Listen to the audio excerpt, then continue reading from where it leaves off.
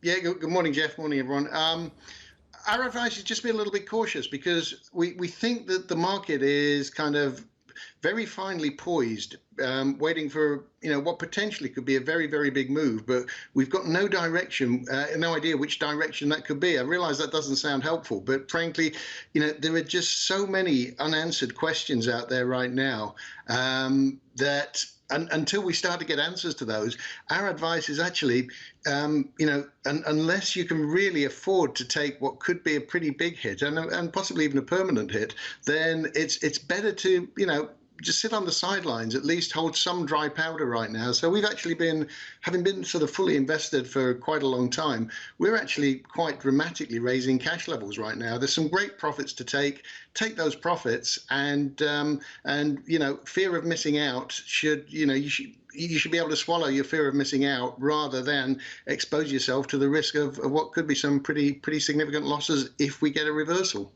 Did you not see the programming this week? Ray Dalio told us that cash is trash, and moving to cash means that you step away from potentially the extension of this post-COVID lockdown rebound rally.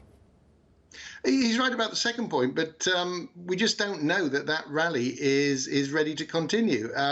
If conditions aren't right, and that largely means a bunch of things that are they're not really fundamental, they're not really knowable. It's about whether we continue getting the level of policy support that we've been getting.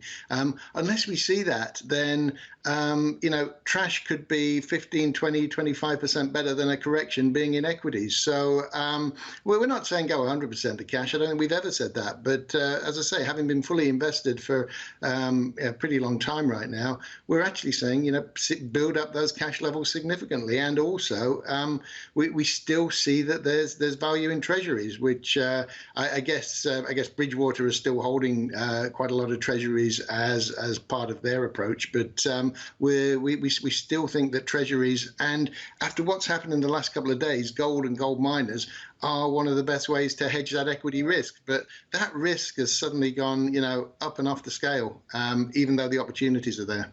Hi, it's Karen, just jumping in. And let's get a little bit more of that bad news out of the way than the potential downside, because, some of the big catalysts out there, taxation rises in the United States, the market's not assessing that as being monumental, the earnings over the course of time. We've had a lot of bad news out of China from the data, corporate side around liquidity with the major property group, targeted approach from regulators. But the other big factor, of course, seems to be the data and what that means for policy. So just weigh up those factors. Is it going to be the good news that becomes bad news for the market? Is it China, or is it the policy from the Biden administration? What's the big negative in the room?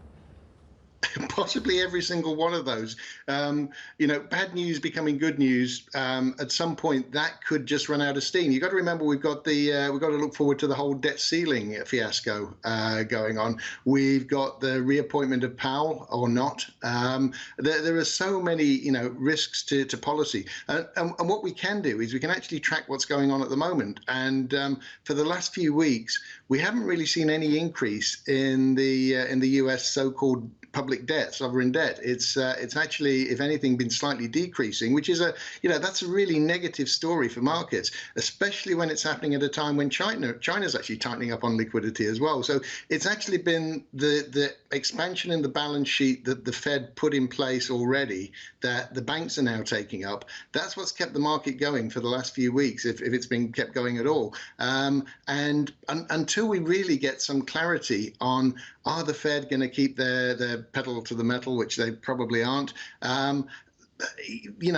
we've got to see how that feeds back into the markets, and there's a real risk that that dwarfs any of the other stories out there. The tax story, even geopolitics is now starting to rear its ugly head again after the AUKUS nonsense of the last few days as well. So the risks are significantly different now compared to a month ago. They're much higher than they were a month ago.